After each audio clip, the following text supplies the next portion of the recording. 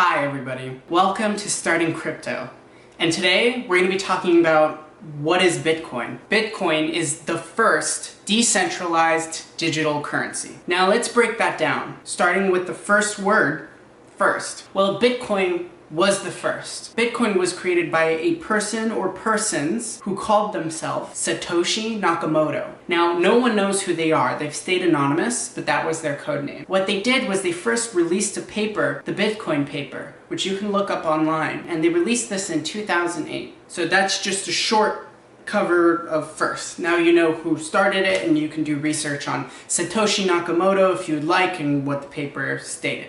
Bitcoin is decentralized. And what does decentralized mean? Well, basically, decentralized just means that there is no central authority. Bitcoin works as a peer-to-peer network, meaning that I can send money to you directly from me to you without going through an intermediary. Unlike, for example, PayPal or your bank. In those cases, you have to go through that entity. They have to check and make sure that you have enough money in your account to send what you want to send, and then they verify that transaction. In this case, Bitcoin is not centralized anywhere. There's no company behind it. It's just an algorithm that has been released to the public that anyone can look at and use. Bitcoin is digital.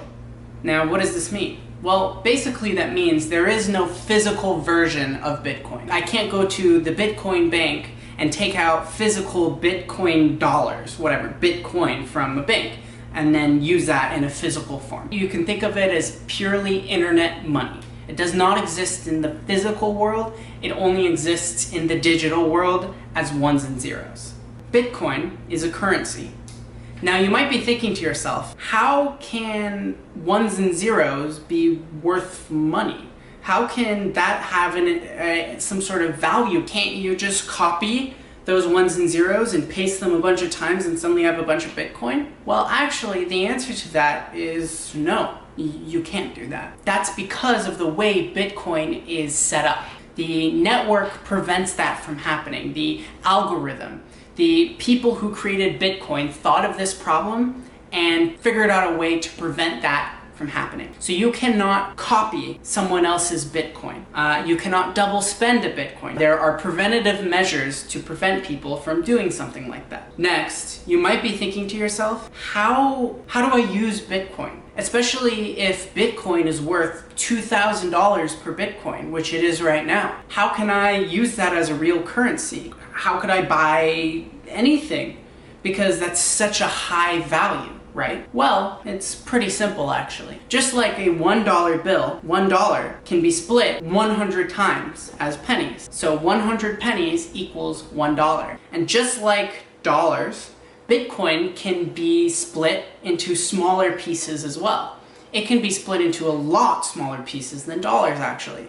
So the cents of Bitcoin is called SAT, S-A-T. SAT stands for the beginning of Satoshi, which is the creator of Bitcoin. So you have one Bitcoin. If you go less than one Bitcoin, you have sats. One Bitcoin is represented as 1 point and then 8 zeros after that. You can actually break down a Bitcoin to 0.7 zeros and then a 1. So that's the smallest denominator. That's like the 1 cent of Bitcoin. Next, you might be asking, how do you store Bitcoin? Well, you store Bitcoin in something called a Bitcoin wallet. Once you have your Bitcoin wallet, how do you send and receive Bitcoin? Well, basically, when you start that wallet, a new private key and a new public key is generated. I like to translate them. So the two correct terms are private key, public key. I like to call it just your key and your public address. Basically, imagine you go to your local post office and you want to start a P.O. box so people can send you mail. Well, when you start a P.O. box, you're given a key so you can access your P.O. box and no one else can, and you're given an address. So an address where people can send you mail. So you get a public address and you get a key that you need to keep safe so other people can't access your P.O. box. So essentially, you can kind of think of that as the Bitcoin network.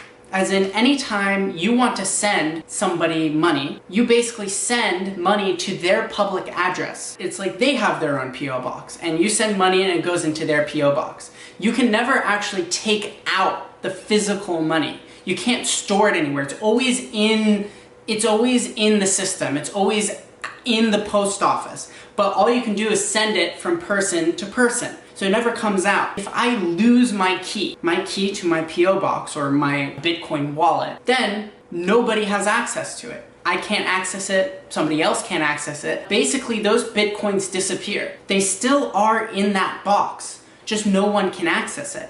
And because it's decentralized and there's no organization or company behind it, you can't prove your identity and get back in. You need to keep your Bitcoin keys very safe. The key and the public address are just strings of numbers and letters. Public key, again, you can give to anyone. It's just like your mailbox. The private key you want to keep to yourself and make sure no one else sees it, and make backups of it. So make sure to keep that string of numbers and letters in a safe place. Either write it down, keep it in safe, or back it up on multiple computers or hard drives, but make sure you have access to it and make sure it stays in a safe place so no one else can get access to it.